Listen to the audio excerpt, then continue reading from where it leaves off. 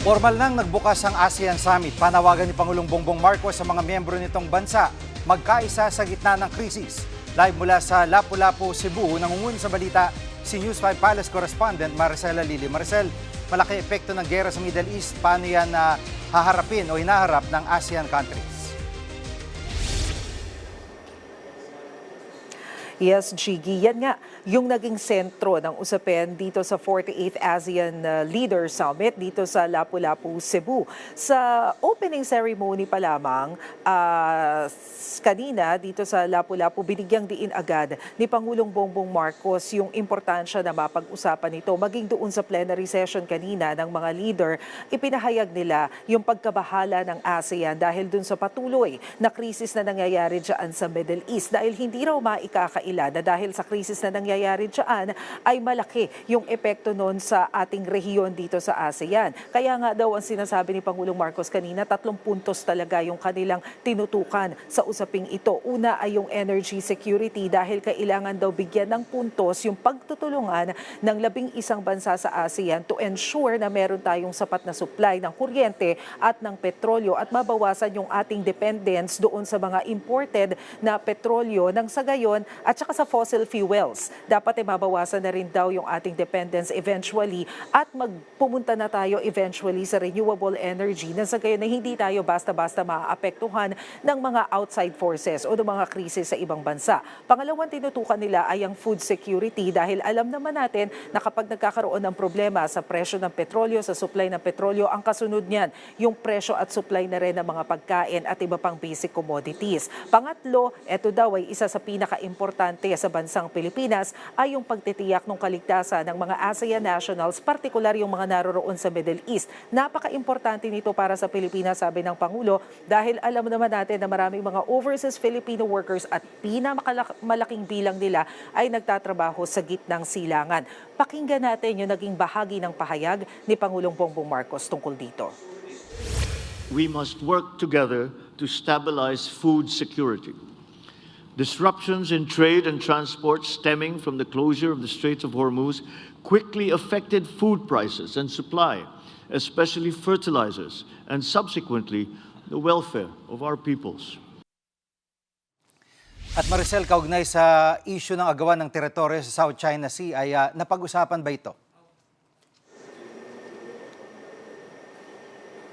Ngayon lamang hapon, Jiggy, ongoing pa rin yung isinasagawa na press briefing ni Pangulong Bongbong Marcos at kani-kanina lamang bago tayo nag-go on live, nabanggit niya yung pag-initiate ng ASEAN para masiguro yung pagpapatuloy ng maritime security at ng maritime cooperation among the members of ASEAN. Ngayon, isa daw sa pinaka-importanting development dito sa pag-uusap ay yung plano nila na pagtatayo ng Maritime Center dito mismo sa Pilipinas. Pero nilinaw ni Pangulong Bongbong Marcos dito sa ongoing na briefing niya na ito daw maritime security ay hindi o maritime center na itatayo dito sa Pilipinas ay hindi naman to nakafocus sa iisang bansa lamang.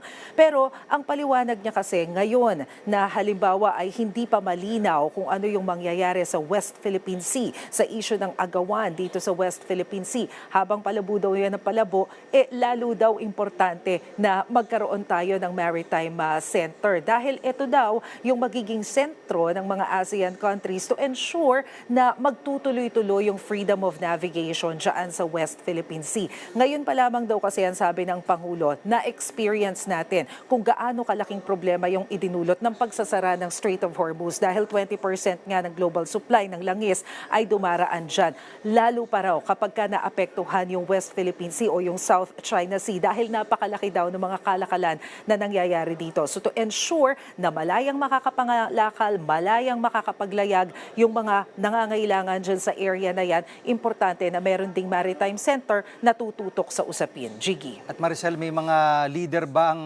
ang Pangulo na naka-one-on-one na? At anong mga napagkasunduan kung meron na?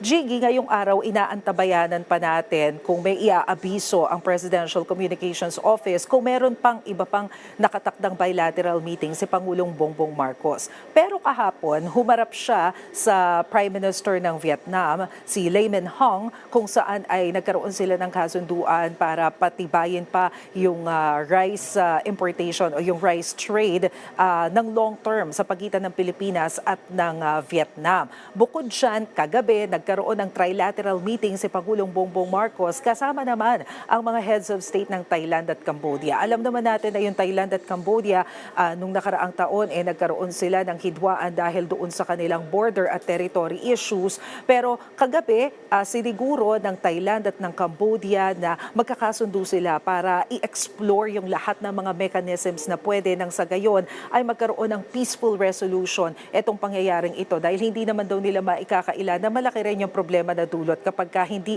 maayos at nauuwi sa karahasan yung mga hindi pagkakaunawaan. At ang naging moderator dyan sa pulong na yan ay ang Pilipinas bilang chair ng ASEAN. Jiggy? Yan ang ulat ni Maris Halalili live mula sa Lapu-Lapu City, Cebu. Mga kapatid, Jiggy Manikad po. Pagdating sa mahalagang balita sa loob at labas ng bansa, dapat una sa lahat, mag-follow at mag-subscribe na sa social media pages ng News 5.